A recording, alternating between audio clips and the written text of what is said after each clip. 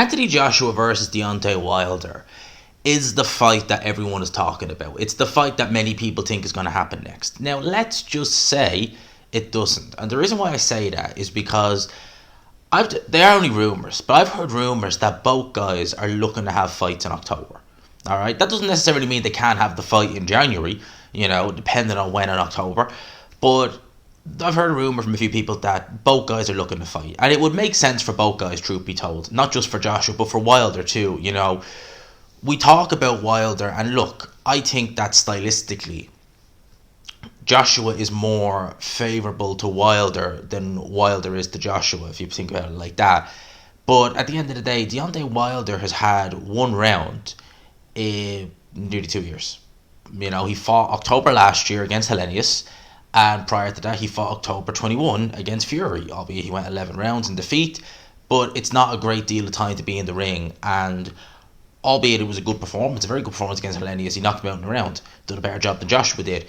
It doesn't tell us a massive amount about Wilder. So I think for his team, they would probably want to go in there and have a fight with someone similar to Manchester Joshua, easy enough opponent, just to kind of get a lay of the land and get rid of the ring rust. Whereas for Anthony Joshua, I feel as though he definitely needs another fight or two before he goes in with Deontay Wilder. I really feel that. I feel both men could do with having a fight. Now, the question is, who would you have as an opponent?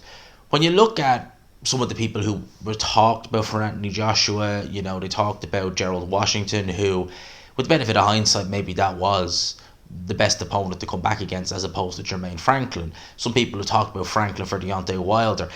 6'2" Franklin, not really a puncher, not the most athletic. You'd want someone as close as you can to Joshua. And vice versa, if you're Anthony Joshua, you'd want someone as close as you can to Wilder. So it got me thinking, and I seen someone in the Element group actually mention this name as well. And when you put two and two together, it just makes sense, because it's a fighter who has semblance of credibility, even though he's lost his last two fights. But it might actually sell not too bad as well. And that would be Tony Yoka. Now, Tony Yoka as a heavyweight really has lost his way over the last few years. Pretty much since 2021. You could say, arguably, since he's gone with Virgil Hunter. He hasn't quite looked himself. He did start training with Hunter. I think he started training with him pre-2020, but obviously when he was fighting in France during that time, he didn't have Hunter in his corner because travel wasn't the easiest back then. And it's really since he's been and had Virgil Hunter in his corner, you've seen things not really come together, certainly to say the least. And, for me, I say it goes back further than that, because you've Dave Allen, who has been in there with big punchers like Dylan White, Luis Ortiz, David Price, and he always maintained that Tony Yoka hit him the hardest. This is Tony Yoka now, who can't even seem to tickle most heavyweights with his shots, much less put them in their place. Bacoli was all over him like white to rice, as was Carlos Takam. And Takam's seen better days, it's fair to say. He's been stopped a few times. So I reckon it goes back to, he didn't fail anything, but he certainly missed tests at the time. I think it was 2017, 2018. I think it was after he fought Dembetrenko. Certainly as an eyebrow raiser, I think he served a small ban for that as well. And since then, he's not looked quite the same. But he is similar dimensions to Deontay Wilder.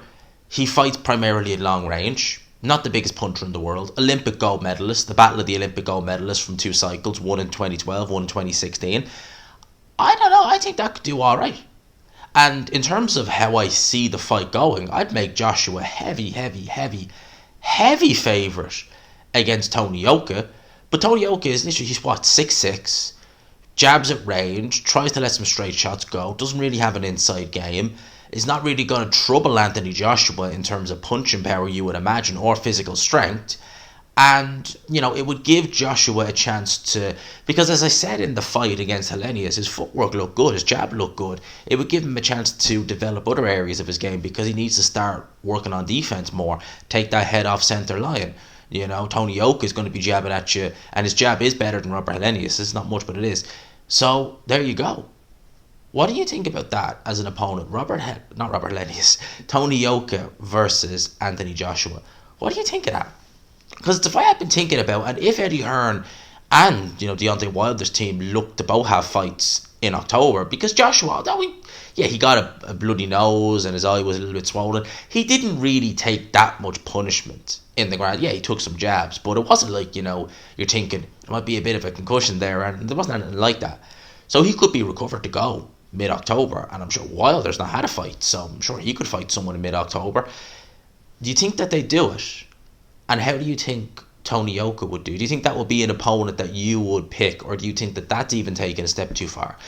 People start saying, what about Otto Wallin, and what about this and that? It's like, well, no, because that just makes no sense whatsoever.